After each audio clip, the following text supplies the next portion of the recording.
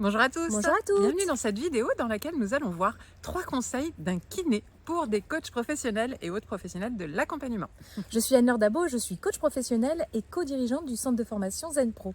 Je m'appelle Cécile Neville, je suis psychologue et aujourd'hui nous allons parler parce que nous sommes nous-mêmes un peu sportifs quand même, hein. On bouge pas mal et ça nous est arrivé de côtoyer des kinés et c'est vrai qu'un kiné il peut avoir des conseils parfois qui sont vraiment bons pour notre équilibre de vie, etc. au-delà de simplement le muscle et on s'est dit quel conseil un kiné pourrait donner là s'il se retrouvait face à une assemblée de professionnels de l'accompagnement et qu'on lui demandait son avis, des conseils pour nous dans nos métiers. Qu'est-ce qu'il pourrait nous donner comme conseil? Et alors le premier conseil, clairement, c'est la posture. C'est vrai que quand on est dans des métiers de l'accompagnement, on est souvent assis. Et du coup, on se rend compte que petit à petit, on pourrait se tasser. Et forcément, le dos, très clairement, même la nuque, pourrait prendre des petites douleurs de temps en temps, des tensions. Donc, il dirait, voilà, prenez une attitude et une posture. Et d'ailleurs, quand on est dans du coaching, etc., nous qui avons été au séminaire de Tony Robbins, il nous dit Oui, bien, la posture, posture, on met les 2 redressez-vous. millimètres et tout de suite, en termes d'énergie, ça n'a rien à voir. On est beaucoup plus ouvert et beaucoup plus enclin à aller travailler avec le sourire. C'est ça, et donc du coup le kiné nous parlerait de la posture et nous on l'entendrait à 2 niveaux en plus parce qu'il pourrait nous dire intégrez-le pour vous en tant que coach mais pensez aussi aux personnes que vous accompagnez et à leur transmettre l'importance de la posture sur leur énergie au quotidien parce qu'on sait que si toute la journée on est dans cette posture, alors que ce soit parce qu'on est assis ou même juste parce qu'on a une attitude comme ça dans le train, dans les métros, vous en voyez tellement des gens qui sont dans cette attitude vraiment renfermée, les bras croisés, alors que si on se trouve, on lève la tête, on ouvre les yeux, on sourit, il y a d'autres postures, d'autres énergies qui se dégagent et notre journée se déroule forcément d'une façon très différente et notamment parce que il a été prouvé que la simple posture de pouvoir, vous savez quand on met les poings comme ça et qu'on se redresse et qu'on regarde loin avec le menton levé, on produit automatiquement des hormones de vitalité, d'énergie et de confiance. Donc forcément ça impacte sur le reste de notre journée, notre état émotionnel, nos décisions, nos relations, etc. Donc premier point, l'importance de la posture. Deuxième Deuxième point. point, il s'agit de prévenir. C'est vrai qu'on en parle beaucoup en psychologie positive. On dit pourquoi attendre d'être mal pour se aller sentir mieux. Donc du coup, là, c'est aussi intéressant de se dire que oui, on va pas attendre d'avoir justement ces douleurs au niveau de la posture parce qu'on a trop été avachi dans sa chaise. Non, on va prévenir et faire peut-être des exercices entre chaque rendez-vous pour prévenir les futures douleurs qui pourraient arriver liées à notre posture de coach.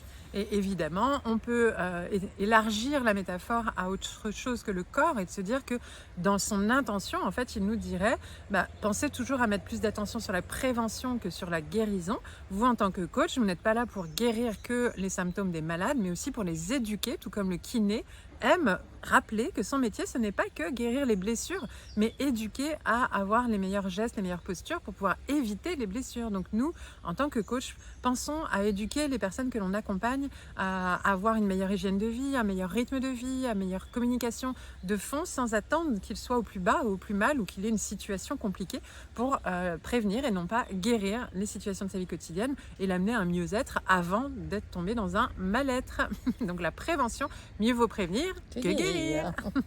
Et enfin, la troisième proposition qu'il nous ferait Important, probablement, c'est que parfois, et même souvent, une rééducation demande du temps. Et donc, c'est nécessaire d'être patient. Et nous-mêmes, on doit être patient et amener ça aussi à nos coachés, c'est-à-dire que de leur bien préciser que parfois, ça demande plus de temps. Et des fois, ça va vite, il y a des fois où ça va moins vite. Et il faut être à l'écoute.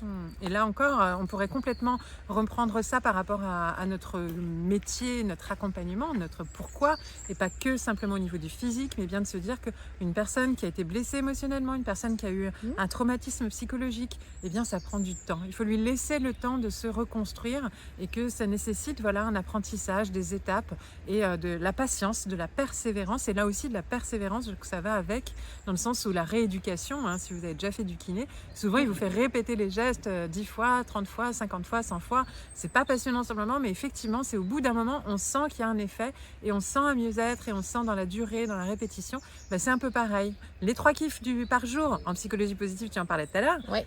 c'est pas en 2 jours qu'on va réussir à être plus optimiste, plus joyeuse, plus heureuse. C'est évidemment à force de répétition tous les soirs, de se répéter 3 bonheurs du jour. Et le cerveau se conditionne, s'approprie ce fonctionnement, cette façon de penser. Et au bout d'un moment, ça devient automatique, ça devient naturel. Et là, oui, on sent un vrai impact sur l'état d'esprit, sur le bien-être et sur du long terme en plus. Donc, Vraiment important de prendre le temps de la rééducation. Merci, messieurs et mesdames les kinés. Donc, pour récapituler, la posture, on Oui. a également La- le temps la de prévention la prévention et la rééducation. et la rééducation. À transposer évidemment pour nous les coachs, pour nos patients, et en termes de physique et en termes de psychologique et d'émotionnel à tous les niveaux. Si vous avez d'autres idées, parce que peut-être que vous auriez, peut-être que vous êtes kiné, vous nous regardez, vous auriez d'autres conseils à nous donner pour les professionnels de l'accompagnement, et peut-être que vous avez d'autres idées en imaginant quels pourraient être les autres conseils, dites-nous, partagez-nous en commentaire. Ça fait toujours du bien de réfléchir à plusieurs, ça donne encore plus d'idées. On vous invite également à vous abonner à la chaîne, à liker, à partager et à nous retrouver dans le groupe Facebook gratuit des coachs inspirants et épanouis. Oui, à très bientôt. À très bientôt. Les Zen Pro, c'est bien plus que ça. C'est aussi un centre de formation sur lequel vous allez pouvoir retrouver une formation pour devenir coach et encore d'autres des tas de formations pour découvrir des outils d'accompagnement.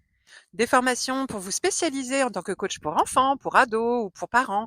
Et puis aussi des outils comme la PNL, l'analyse transactionnelle ou la psychologie positive qui est notre spécialité. Mais déjà, nous sommes heureuses de pouvoir vous offrir un échantillon. Une formation spécialement conçue pour vous, 3 outils d'intelligence émotionnelle à utiliser dans le cadre de vos accompagnements individuels ou de groupe que vous allez avoir offerts et à tester rien que pour vous. Vous allez pouvoir voir si du coup nos formations vous conviennent, si le format est adapté. Vous pouvez aussi venir renforcer votre réseau de professionnels au sein du groupe Facebook du réseau des coachs inspirants et épanouis. On vous dit à très bientôt. À bientôt!